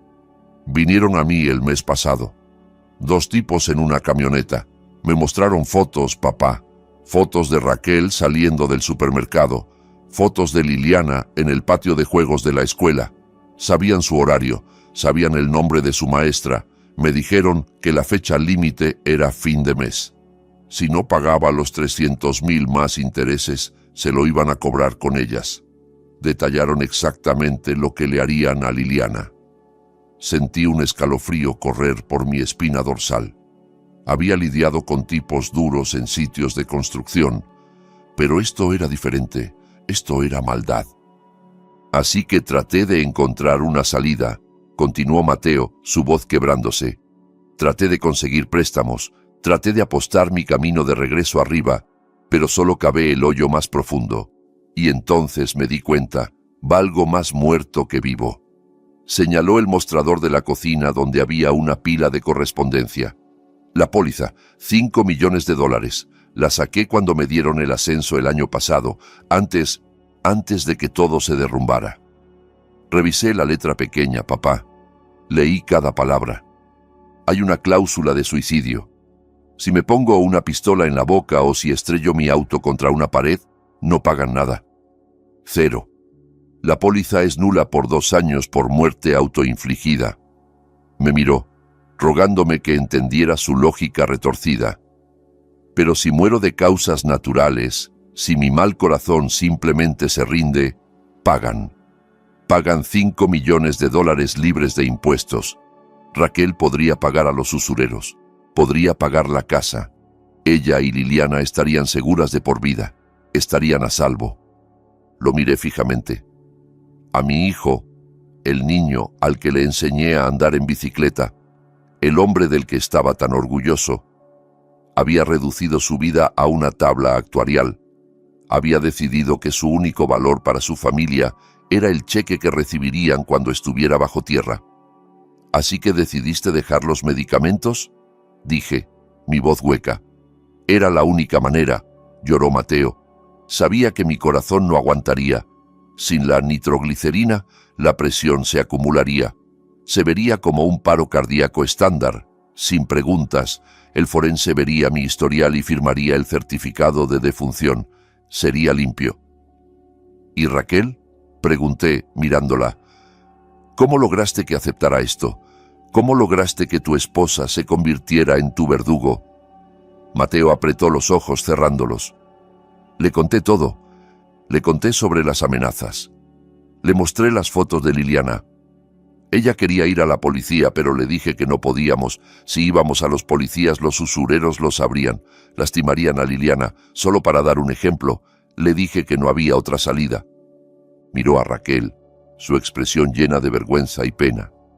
Ella se negó, papá. Por días. Se negó. Me rogó que encontrara otra manera. Dijo que vendería la casa, vendería sus joyas, trabajaría 3 empleos, pero yo sabía que no sería suficiente. No a tiempo. Así que yo le di un ultimátum. ¿Ultimátum? Repetí. Le dije que si no me ayudaba a hacerlo silenciosamente con las pastillas, iría a buscar a los usureros yo mismo. Le dije que los provocaría. Le dije que me aseguraría de que me mataran en la calle. Y le dije que si hacía eso, no había garantía de que no lastimarían a ella y a Liliana de todas formas. Le dije que esta era la única manera de garantizar su seguridad. Le forcé la mano, papá. La convertí en un monstruo. Raquel dejó escapar un sollozo que sonó como algo desgarrándose. Yo no quería a Benjamín, gimió. Te juro que me di la harina. Lloré cada vez que llenaba esas cápsulas. Cada vez que le daba esa lonchera, sentía que me estaba muriendo por dentro. Pero él dijo que era por Liliana. Dijo que lo estaba haciendo por Liliana. Miré de uno al otro. La tragedia de todo era sofocante. 2 personas atrapadas en una pesadilla de su propia creación, tomando las peores decisiones posibles por amor y miedo. Entonces, la desintoxicación, dije mirando a Raquel. El especialista en Nueva York. Todo eso fuiste tú. Teníamos que decirte algo, susurró Raquel. Mateo se estaba enfermando. Te habrías dado cuenta. Necesitábamos una historia de cobertura. Me la inventé. Pensé que si creías que estaba recibiendo tratamiento, no mirarías demasiado de cerca. Solo quería protegerte de la verdad. No quería que supieras que tu hijo se estaba sacrificando. Sacrificándose. Las palabras quedaron suspendidas en el aire. Mateo no veía esto como suicidio. Lo veía como martirio. Pensaba que estaba siendo un héroe. Tonto, susurré. Absoluto tonto. Caminé hacia Mateo. Él se encogió esperando que lo golpeara. Tal vez debería haberlo hecho. Tal vez lo necesitaba, pero no pude. Lo miré, al hombre que había tirado su dignidad, su vida y el alma de su esposa, todo por dinero. ¿Crees que esto es valiente?, pregunté, mi voz temblando de rabia contenida. ¿Crees que dejar a tu esposa con el recuerdo de matarte es valiente? ¿Crees que dejar a tu hija sin padre es valiente? No eres un héroe, Mateo. Eres un cobarde. Mateo levantó la vista herido. Papá, lo hice por ellas. No, rugí. Lo hiciste porque tenías miedo. Cavaste un hoyo con tus apuestas y tu codicia. Y en lugar de salir trepando, en lugar de pedir ayuda, decidiste enterrarte en él. Ibas a dejar que tu esposa te viera morir, jadeando por aire día tras día, sabiendo que podía salvarte, pero no podía porque la amenazaste. Eso no es amor, Mateo. Eso es tortura. Señalé a Raquel. Mírala, mira lo que le hiciste. No la salvaste, la destruiste. Incluso si el plan hubiera funcionado, incluso si hubieras muerto y ella hubiera recibido el dinero, ¿cómo iba a vivir con eso? Cada vez que gastara un centavo de esos 5 millones, recordaría que asesinó a su esposo para obtenerlo. Ibas a convertirla en un cascarón igual que tú. Mateo miró a Raquel. Realmente la miró. Vio el terror en sus ojos, la postura rota. Vio el precio que su sacrificio había cobrado. Se desplomó hacia adelante, derrotado. Solo no sabía qué más hacer, susurró. Tenía tanto miedo. La imagen de mi hijo, el hombre fuerte y capaz que creí haber criado, se desmoronó ante mis ojos. No era un villano, no era una víctima, era solo un hombre débil que había cometido una serie de errores catastróficos y luego trató de arreglarlos con el error definitivo. Sentí una profunda sensación de pérdida. Había hecho duelo por mi esposa hace 6 meses. Ahora estaba haciendo duelo por el hijo que creía tener. Ese hombre se había ido. En su lugar estaba esta criatura rota y tonta sangrando en el piso de la cocina. Pero todavía era mi hijo y todavía estaba vivo. «Levántate», dije. Mi voz estaba cansada, agotada hasta los huesos. Mateo no se movió. Dije que te levantes. Lo agarré del brazo y lo levanté. Se tambaleó inestable. «La fecha límite», murmuró. «Es el martes, papá. Van a venir». «Que vengan», dije. Ya se acabaron los escondites, ya se acabaron las mentiras y definitivamente ya se acabó el morir. Miré el frasco naranja que había estrellado contra la pared. La medicina real estaba esparcida entre el vidrio. «Recógela», le dije a Raquel. «Recoge cada pastilla». Ella asintió frenéticamente, arrodillándose para recoger las tabletas. «Vamos a arreglar esto», dije, mirando a Mateo a los ojos. «Pero no a tu manera. Lo vamos a hacer de la manera difícil, la manera honesta». Mateo negó con la cabeza. «No tenemos $300,000, papá. No tenemos nada». «Lo sé», dije, «pero sigo siendo tu padre y no he terminado todavía». Me aparté de él, incapaz de mirar su patética esperanza por más tiempo. Caminé hacia la ventana y miré hacia afuera a la calle. La camioneta negra seguía ahí, vigilando, esperando. Saqué mi teléfono. Me quedaba una carta por jugar. Una carta que había guardado por 40 años. Me costaría todo lo que me quedaba, cada pizca de orgullo, cada año restante de mi vida. Pero mientras miraba a mi hijo roto y a su esposa aterrorizada, supe que tenía que jugarla. Marqué el número. Sonó una vez, 2 veces. «Francisco», dije cuando la voz contestó. «Soy Benjamín. Necesito un favor». Francisco aceptó. No pidió colateral. No pidió un contrato. Solo pidió mi palabra. Y en ese momento, mi palabra valía $300,000. Colgué el teléfono y miré a las 2 personas rotas frente a mí.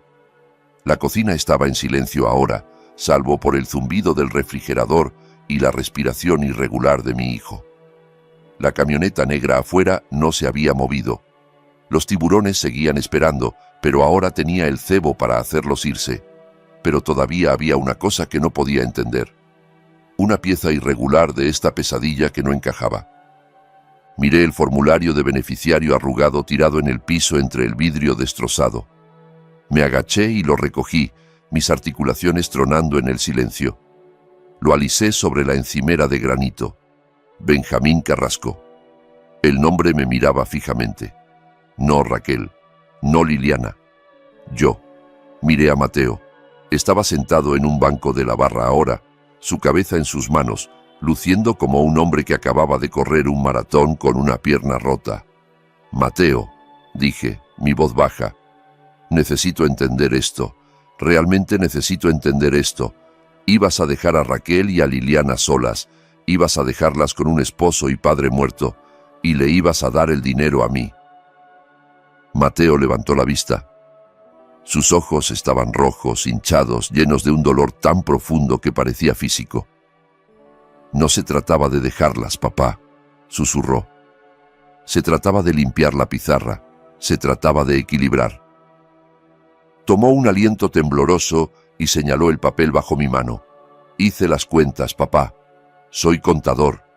Me quedé despierto noches haciendo las cuentas. Le debo a los usureros 300,000. Eso deja 4,700,000. Miró a Raquel, quien se estaba limpiando los ojos con una servilleta de papel. Raquel podría vender esta casa. Podría tomar 1,000,000 de la póliza para establecerse ella y a Liliana en un lugar más pequeño, pagar la universidad, asegurarse de que nunca pasaran hambre.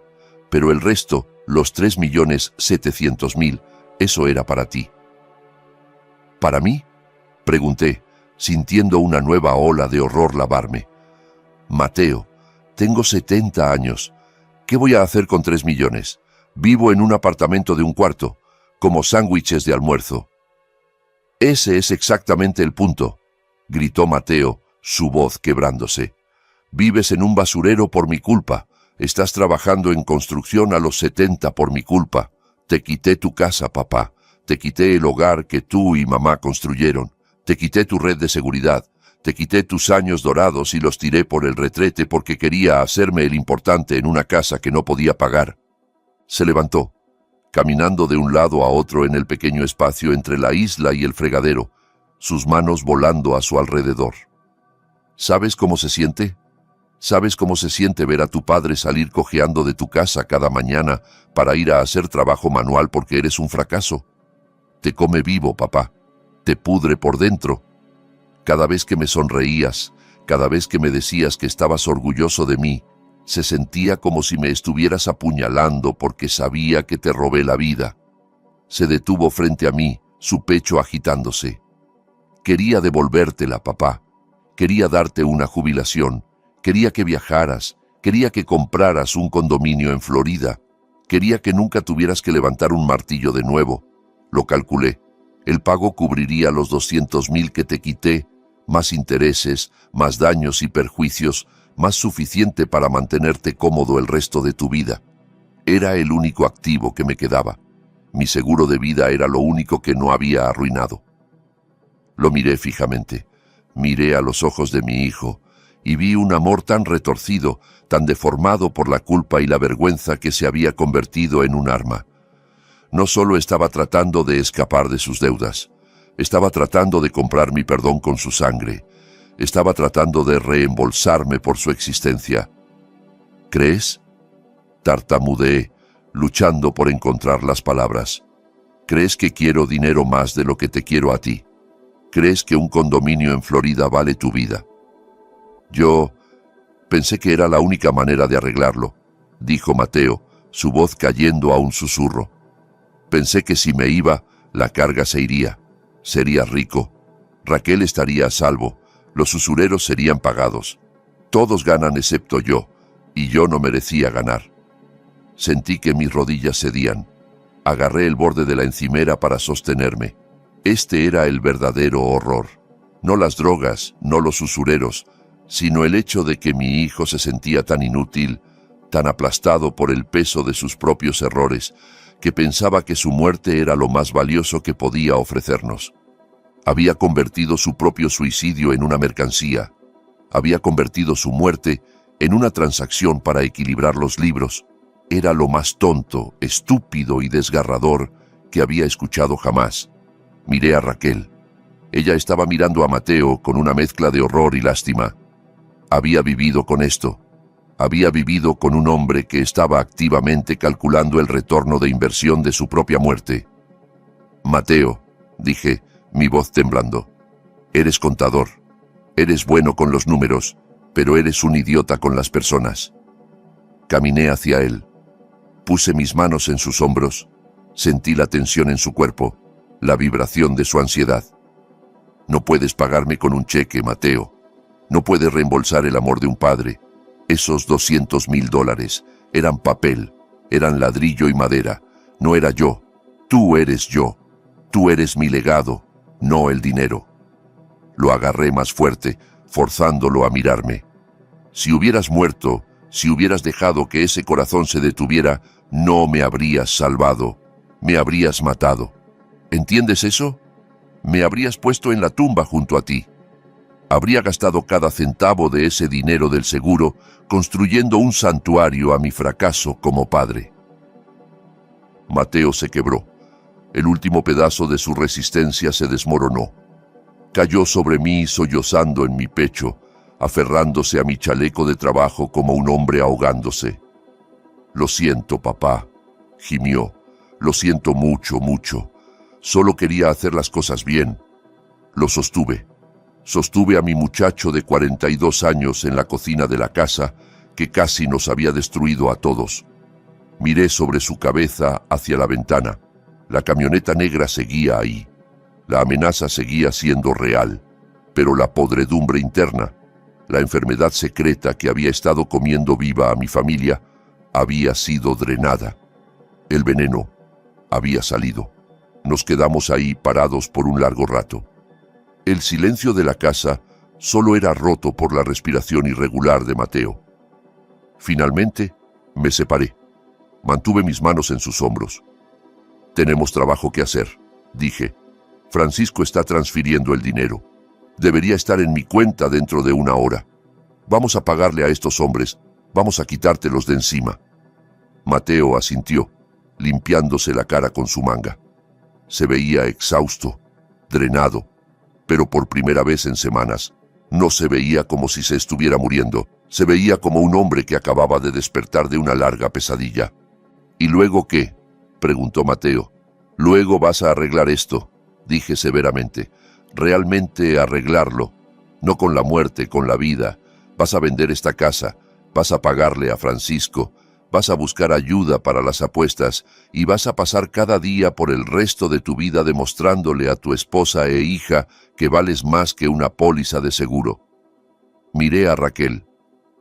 Y tú, dije, vas a ayudarlo, vas a dejar de habilitarlo, vas a dejar de esconder secretos en tu cajón de ropa interior, vas a ser una compañera, no una cómplice. Raquel asintió, nuevas lágrimas derramándose por sus mejillas. Sí, Benjamín, lo prometo.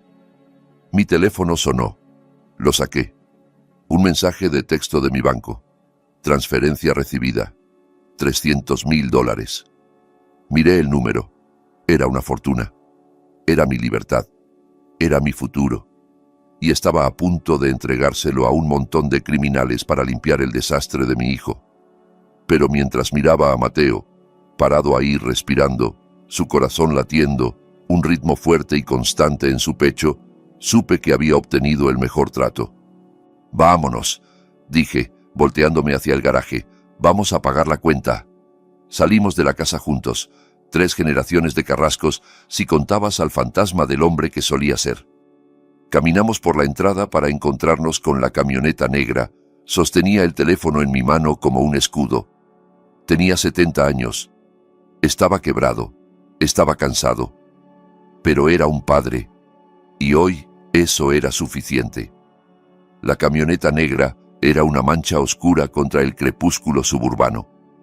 2 hombres estaban sentados adentro, sus caras en sombras, pero su intención clara. No estaban ahí para hablar. Estaban ahí para cobrar de una manera u otra. Marché por la entrada, mis botas crujiendo fuerte sobre el pavimento. Mi corazón martilleaba un ritmo frenético contra mis costillas, pero mi cara era de piedra. Era Benjamín Carrasco. Había enfrentado túneles colapsando y grúas tambaleándose. No iba a parpadear ahora. Mateo me seguía detrás, sus pasos pesados de terror. Podía escuchar su respiración irregular. Parecía un hombre caminando hacia su propia ejecución. Raquel estaba parada en el porche, agarrándose el pecho, sus ojos abiertos de pánico. La ventana del pasajero de la camioneta se bajó con un zumbido bajo. Un hombre miró hacia afuera. Tenía una cara como un puño apretado, cicatrizada y dura. «¿Quién eres tú?», preguntó. Su voz era como grava en una mezcladora. «Soy su padre», dije, deteniéndome a 1 metro del carro. «Y estoy aquí para saldar la cuenta». El hombre se rió. Fue un sonido seco, sin humor. «A menos que seas Santa Claus, viejo, no tienes lo que necesitamos. Tu muchacho nos debe 300 de los grandes, y el reloj está corriendo». Mateo dio un paso adelante, su voz temblando. «Por favor, solo dejen a mi familia fuera de esto. Necesito más tiempo». «No damos tiempo», dijo el hombre, abriendo la puerta. Salió. Era grande, se elevaba sobre mí. Dio un paso hacia Mateo, su mano metiéndose en su chaqueta. Me interpuse entre ellos. Planté mis pies. Sentí la artritis en mis rodillas arder, pero la ignoré. «Dije que lo voy a saldar», gruñí. «Ahora mismo. Transferencia bancaria. Dame el número de ruta». El hombre se detuvo. Me miró de arriba abajo evaluándome. Vio la ropa de trabajo, el pelo gris, el fuego en mis ojos. Sonrió con suficiencia. «Está bien, abuelo. ¿Quieres jugar al héroe? Adelante». Recitó los números. Saqué mi teléfono. Mis dedos estaban firmes mientras los tecleaba en mi aplicación bancaria. $300,000. Era todo lo que Francisco acababa de prestarme. Era mi libertad, era mi dignidad, era el resto de mi vida esclavizado a una deuda que no creé. Mateo agarró mi brazo. «Papá, no», susurró, sus ojos abiertos de horror. «No puedes hacer esto, no puedes trabajar el resto de tu vida. Es demasiado, no lo valgo». Ahí fue cuando perdí el control. La rabia, el miedo, el agotamiento, todo hirvió. Me volteé y lo abofeteé. No fue un golpecito suave. Fue una bofetada dura y punzante en la cara que resonó en la calle silenciosa. Mateo trastabilló hacia atrás, sosteniendo su mejilla, en shock. «¡Cállate!», grité. «Nunca vuelvas a decir eso. Tu vida no es barata. No es algo que intercambias por un condominio en Florida. No es algo que tiras porque tienes miedo». Lo agarré de la camisa, jalándolo cerca. «Yo construí rascacielos, Mateo. Vertí concreto hasta que me sangraban las manos. Hice eso para que pudieras vivir, para que pudieras tener una vida. Y trabajaré hasta morirme si eso es lo que se necesita para mantenerte respirando. No insultes mi sacrificio diciéndome que no lo vales». Mateo me miró fijamente, lágrimas brotando de nuevo. Finalmente entendió. Esto no se trataba de dinero, se trataba de valor. Y para mí, él no tenía precio. Me volteé hacia el hombre. Presioné confirmar. «Está enviado», dije. El hombre revisó su teléfono. Pasaron unos segundos de silencio agonizante. El viento agitó las hojas. Mi corazón latía con fuerza. Entonces el hombre asintió. La sonrisa suficiente desapareció, reemplazada por un destello de respeto. «Ahí está», dijo. «Limpio». Se subió de nuevo a la camioneta. «Dile a tu muchacho que tiene suerte», dijo por la ventana.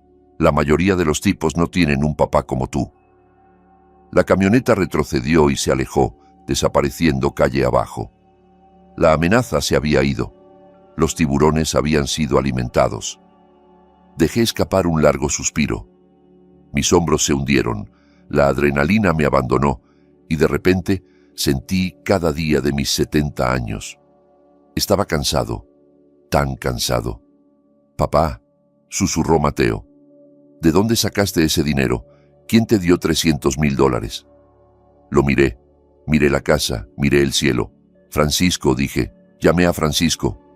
La mandíbula de Mateo cayó. «Tu antiguo jefe, ¿pero cómo?» «Le vendí el resto de mi vida», dije simplemente. Le prometí que manejaría sus sitios, que entrenaría a sus equipos, que manejaría sus inspecciones de seguridad. Le dije que trabajaría gratis hasta que la deuda esté pagada. «Pero papá», lloró Mateo, «tienes 70, no puedes trabajar así, te va a matar». «Tal vez», dije, «pero moriré de pie, moriré trabajando, y moriré sabiendo que mi hijo está vivo para criar a su hija». Caminé hacia el porche donde Raquel estaba parada. Me miró con asombro. Ella había estado lista para matar a su esposo para salvar a su hija. No había visto otra salida. Y yo acababa de mostrarle que siempre hay otra salida si estás dispuesto a pagar el precio. «Está hecho», le dije. «Se fueron». Raquel estalló en lágrimas de nuevo, extendiendo los brazos para abrazarme. La dejé. Los sostuve a los dos, a mi hijo y a su esposa, ahí mismo en la entrada. Éramos un desastre, estábamos quebrados, estábamos rotos, pero estábamos vivos. «Lo siento», seguía diciendo Mateo, «lo siento mucho. Lo siento, no paga la renta», dije, separándome. «Tenemos trabajo que hacer, trabajo real». Miré a Mateo. «Lo primero, mañana temprano, vamos a poner esta casa en venta. La vas a vender. Vas a tomar cualquier capital que quede y vas a pagar tus tarjetas de crédito. Te vas a mudar a un apartamento, uno pequeño, uno que puedas pagar». Mateo asintió vigorosamente. «Sí, sí, absolutamente. Lo que sea». «Y tú», le dije a Raquel, «vas a conseguir un trabajo. No me importa si es embolsar abarrotes o archivar papeles. Vas a contribuir. No más secretos, no más esconderse en el dormitorio». «Lo haré», prometió Raquel. Empezaré a buscar mañana. Y Mateo, dije, mi voz bajando. Jugadores anónimos, empezando esta noche. Si descubro que apuestas aunque sea en un volado, personalmente te llevaré a la estación de policía. Lo prometo, papá, dijo Mateo. Se acabó, lo juro. Los miré. Estaban asustados, estaban avergonzados, pero estaban escuchando. Por primera vez en años, realmente estaban escuchando. Caminé de vuelta a mi camioneta. Necesitaba sentarme. Mis piernas temblaban. Acababa de firmar mi libertad. Acababa de comprometerme a años de trabajo agotador cuando debería estar descansando. Pero mientras miraba hacia atrás a mi hijo, que sostenía a su esposa, vivo y a salvo, supe que había hecho el trato del siglo. Había comprado la vida de mi hijo por el precio de mi propia comodidad. Era una ganga. Me subí a la camioneta. Miré mis manos en el volante. Eran manos viejas, curtidas, cicatrizadas, pero eran manos fuertes, manos que todavía podían trabajar, manos que todavía podían construir. Encendí el motor. Tenía un turno mañana, uno largo. Francisco me esperaría en el sitio a las 6 de la mañana en punto y estaría ahí. Sería el primero en llegar porque eso es lo que hace un padre. Me alejé de la mansión que casi se había convertido en un mausoleo. Me dirigí de vuelta a mi apartamento con goteras. Era más pobre de lo que había sido jamás. Estaba más endeudado de lo que había estado jamás. Pero mientras conducía por las calles de la ciudad, me sentía más ligero que el aire. Había ganado. Había vencido a los usureros. Había vencido a las mentiras. Había vencido a la muerte misma. Y lo había hecho con nada más que una lonchera y la verdad. El camino por delante iba a ser difícil. Iba a ser largo. Pero por primera vez en 6 meses no estaba manejando solo. Tenía a mi hijo de vuelta, y eso valía cada gota de sudor que me quedaba.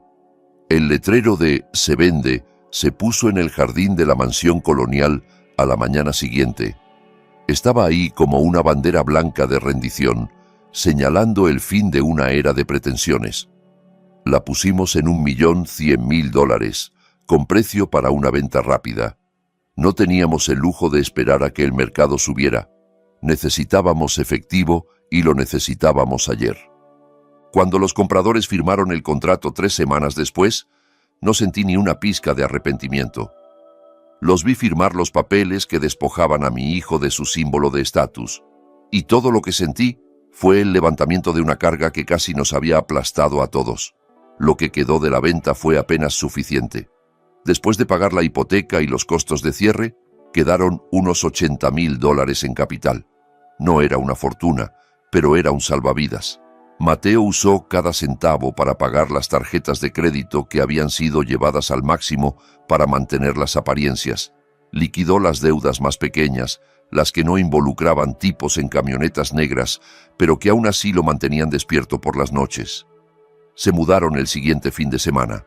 No más pisos de mármol, no más garaje para 3 autos. Rentaron un apartamento de 2 recámaras en un complejo a unos 8 kilómetros. Cuesta $1.200 al mes.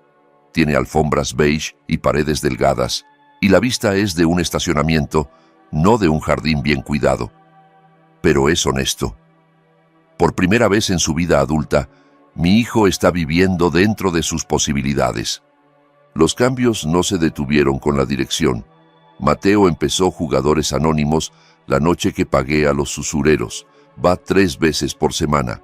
Lo llevo yo mismo los martes solo para asegurarme de que entre por la puerta. Se sienta en un círculo de hombres rotos y admite que tiene un problema. No es fácil para él.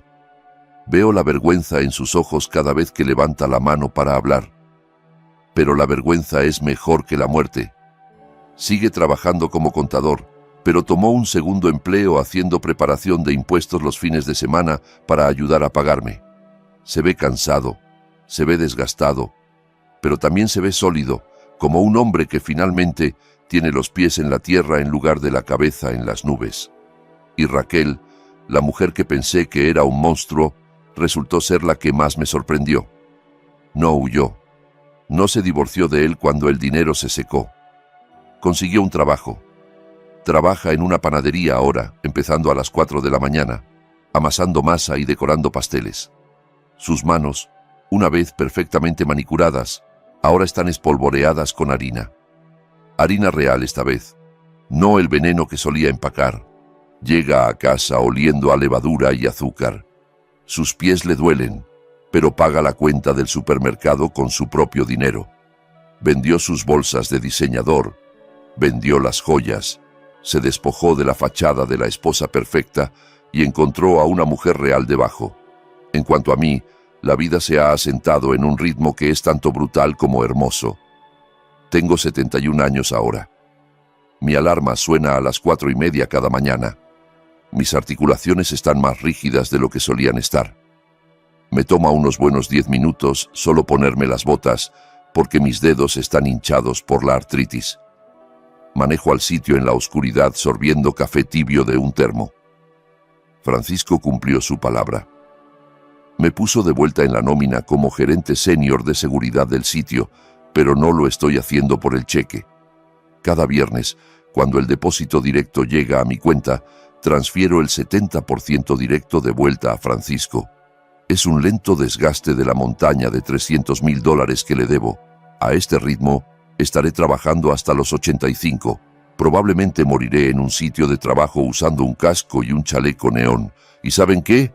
Estoy bien con eso. Es un martes por la tarde en noviembre. El viento sopla desde el lago, cortando a través de mi chaqueta de lona. Estoy parado en el cuarto piso de un nuevo rascacielos, revisando los rieles de seguridad. La ciudad se extiende debajo de mí, gris y acero y fría. Mi espalda está gritando. Mis rodillas se sienten como si estuvieran llenas de vidrio roto. Estoy cansado. Estoy tan increíblemente cansado. Benjamín. Me volteo. Parado cerca del elevador de construcción hay dos figuras. Una alta, una pequeña. Es Mateo y Liliana. Se ven fuera de lugar aquí entre el polvo de concreto y el ruido de las pistolas de remaches. Mateo lleva su traje barato de su trabajo de oficina, su corbata aflojada. Liliana está en su abrigo rosa de invierno sosteniendo la mano de su papá. «Hola, papá», llama Mateo saludando. «Te trajimos algo». Camino hacia ellos, mis botas pesadas. Liliana se suelta y corre hacia mí. «¡Abuelo!», grita, envolviendo sus bracitos alrededor de mis piernas polvorientas. La abrazo fuerte, oliendo el champú de fresa en su cabello. Es el mejor olor del mundo. Mejor que el dinero, mejor que la jubilación. Raquel está trabajando un turno doble, dice Mateo, caminando hacia nosotros. Así que recogí a la pequeña y pensamos en traerte el almuerzo. Extiende una lonchera de metal. Es roja. Mi vieja lonchera roja. La tomo. Se siente pesada, sólida. La revisé 2 veces, dice Mateo, una pequeña sonrisa triste jugando en sus labios. Sin confusiones, solo un sándwich de roast beef, una manzana y un termo de sopa. Raquel lo hizo esta mañana antes de irse. Lo miro. Se ve saludable. Su color es bueno. Sus ojos están claros. Las sombras que solían perseguir su cara se han ido, reemplazadas por la fatiga de un hombre honesto trabajando duro para arreglar sus errores. No es el hijo rico y exitoso del que presumía hace 2 años. Es un adicto en recuperación quebrado viviendo en una renta, pero está vivo. Está parado aquí. Gracias, hijo. Digo, mi voz gruesa. Me siento en una pila de madera. Mateo se sienta junto a mí. Liliana se trepa a mi regazo, robando la manzana de la lonchera. Comemos juntos, rodeados por el esqueleto de un edificio que apenas está empezando a levantarse. Miro mis manos. Son viejas. Están cicatrizadas. Nunca sostendrán un palo de golf en Florida. Nunca dirigirán un bote en un lago en la jubilación. Sostendrán martillos y taladros y tabletas de inspecciones de seguridad hasta que no puedan sostener nada más. He perdido mis años dorados. He perdido mi libertad financiera. Pero entonces miro a Mateo riéndose mientras limpia una mancha de tierra de la nariz de Liliana. Miro la forma en que respira profundo y fácil, su corazón latiendo un ritmo constante en su pecho. el corazón que debería haberse detenido, el corazón que reinicié con una llave robada y una apuesta desesperada. Me di cuenta de algo entonces. Pasamos nuestras vidas tratando de construir cosas, casas, cuentas bancarias, legados. Pensamos que eso es lo que nos hace padres. Pensamos que proveer se trata del cheque que firmamos, pero no es así. Proveer se trata de ser el muro que se interpone entre tus hijos y la tormenta. Se trata de ser la red de seguridad cuando caen, incluso si atraparlos te rompe la espalda. Le di una mordida al sándwich. Sabía a roast beef y rábano picante. Sabía a vida. Soy Benjamín Carrasco. Tengo 71 años. Tengo $300,000 de deuda y una mala espalda. Soy el hombre más pobre en este sitio de construcción. Pero mientras estaba sentado ahí viendo a mi hijo y nieta, sabía que era el hombre más rico de la ciudad. Había pensado que mi nuera estaba tratando de matar a mi hijo. La verdad era peor. Mi hijo estaba tratando de matarse para salvarme. Pensaba que su muerte era el único regalo que le quedaba para dar. Pero estaba equivocado. Su vida era el regalo. A veces ser padre no significa que puedas descansar. A veces significa que tienes que tomar tus herramientas de nuevo cuando estás cansado y viejo. Significa que tienes que cargar el peso de sus errores en tus hombros porque los tuyos son los únicos lo suficientemente fuertes para soportarlo. Y mientras veía el sol brillar en las vigas de acero, supe que lo haría todo de nuevo. Vendería la casa de nuevo. Entraría al dormitorio de nuevo. Vendería mi vida a Francisco de nuevo. Lo haría todo de nuevo en un latido del corazón porque eso es lo que hacemos.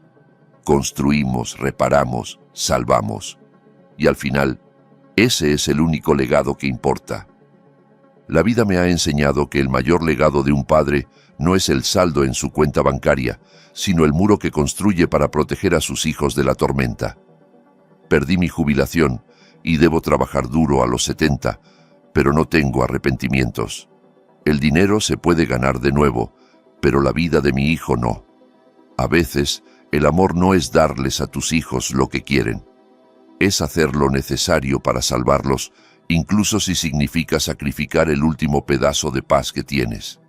Ese es el verdadero e inquebrantable significado de la familia. Si esta historia de sacrificio y el amor inquebrantable de un padre tocó tu corazón, por favor dale like al video y suscríbete al canal ahora mismo. Activa la campanita para no perderte ninguna historia. Y cuéntame en los comentarios, ¿estarías dispuesto a sacrificar todo tu futuro para salvar a tu hijo de sus propios errores? ¿Has vivido algo similar con tu familia? Me encantaría leer tu historia. Nos vemos en el próximo video.